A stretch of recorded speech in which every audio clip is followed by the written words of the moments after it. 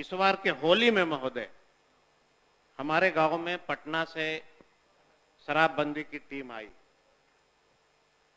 60 बोड़ा महुआ प्राप्त हुआ, कहीं से नहीं, हमारे ही गांव से, महादलितों का गांव है। एक व्यक्ति जेल चला गया। हमने पूछा कि भाई आप रिहा कैसे हो गए? कहा महोदय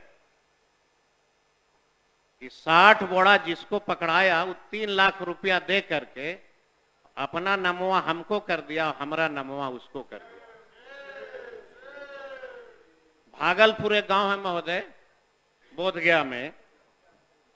उसके बाद वह टीम वहां छापेमारी किया।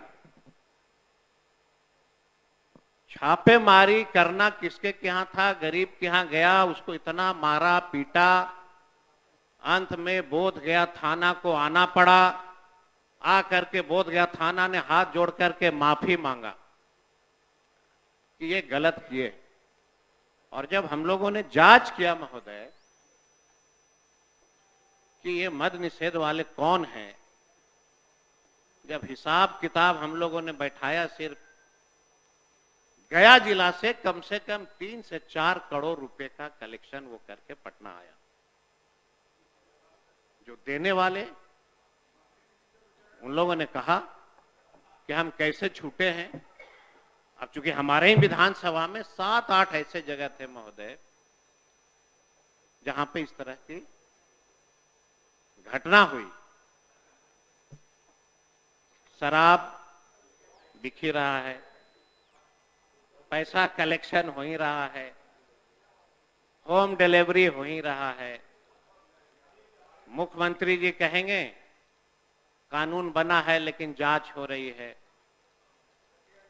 हम तो एक बार आग्रह करेंगे अध्यक्ष महोदय कि एक बार मेरे साथ मद निषेध मंत्री जी चले मोटरसाइकिल से और खाली खड़ा रहिए, एक मकान में हम आपको खड़ा कर देंगे, अपने आंख से आप देख लीजिएगा।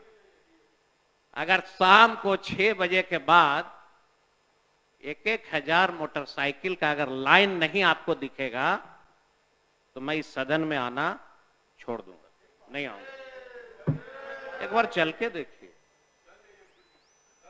गरीब लोगों का शोषण, शराब के नाम पे गरीबों का शोषण।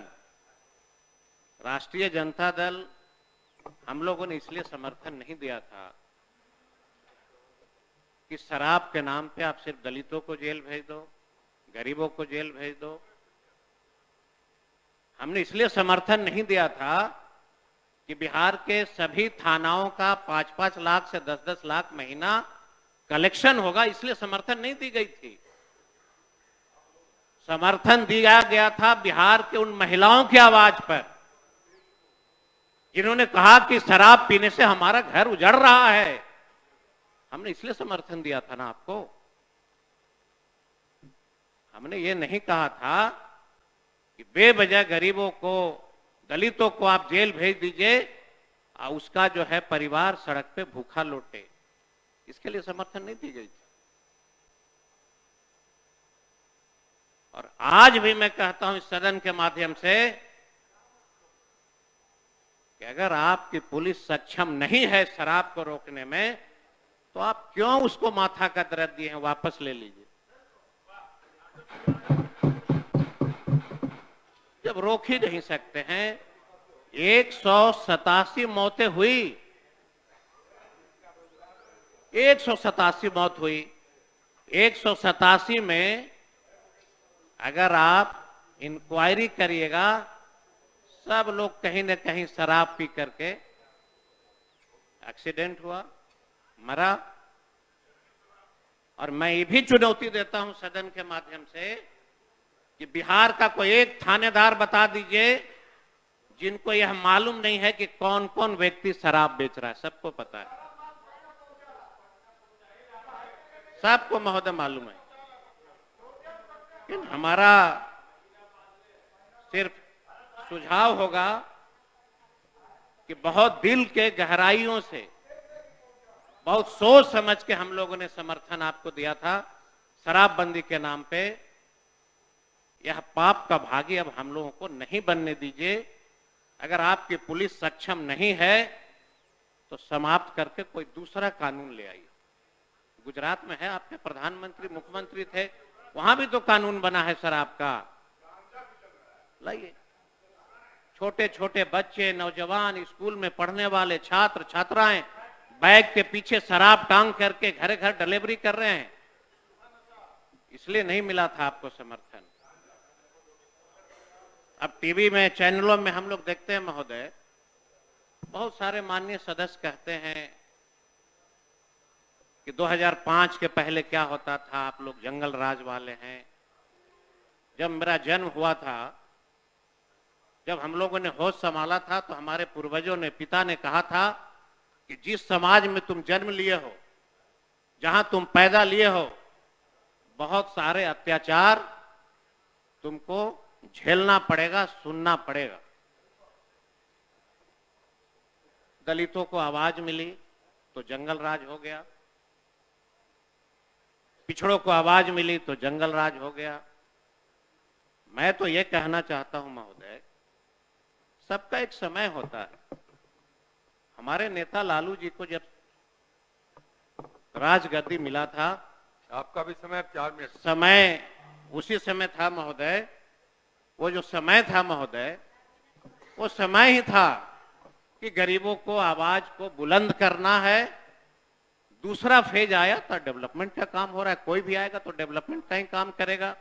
अब महोदय, हमारे नेता ने एक प्रेस कॉन्फ्रेंस करके कहा कि एनसीआरबी का आंकड़ा ये कहता है कि नीतीश जी के मुख्यमंत्री रहते भर में बिहार में 60,000 हत्याएं हुई।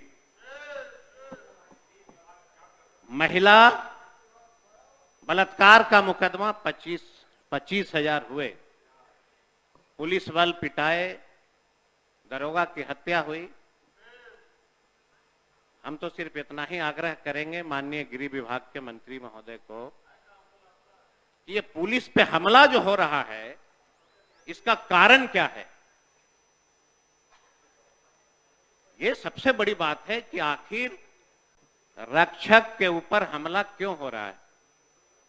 मतलब कि आपके पुलिस स्टेशन के जो दरोगा है, जो अधिकारी हैं, उसके आचरण में कहीं न कहीं परिवर्तन हुआ है, तभी आम जनता आपके ऊपर गुस्सा उतार रही है। आपको अपना आचरण में सुधार लाना होगा। आचरण में सुधार नहीं लाइएगा तो गांव में आप जाओगे तो हमला होगा। हम लोग एमएलए हैं महोदय, थानेदार को फोन करते हैं, लगता है जैसे किसी की हमने हत्या कर दिया है। और जिसका अगर किसी निर्दोष व्यक्ति का भी अगर आप पैरवी कर दीजिएगा तो बिहार के थानेदार पैरवी कराने वाले को थप्पड़ मारता है, ये कह करके कि तुमने एमएलए से पैरवी कराया है। इस तरह का बिहेव हो रहा है महोदय। हमसे जुड़े रहने के लिए हमारे YouTube चैनल को सब्सक्राइब करें और नई वीडियो की नोटिफिकेशन के लिए बेल आइकॉन को दबाएं। अगर आप ये वीडियो Facebook पर देख रहे हैं तो लाइक जरूर करें और ज्यादा से ज्यादा शेयर करें। धन्यवाद।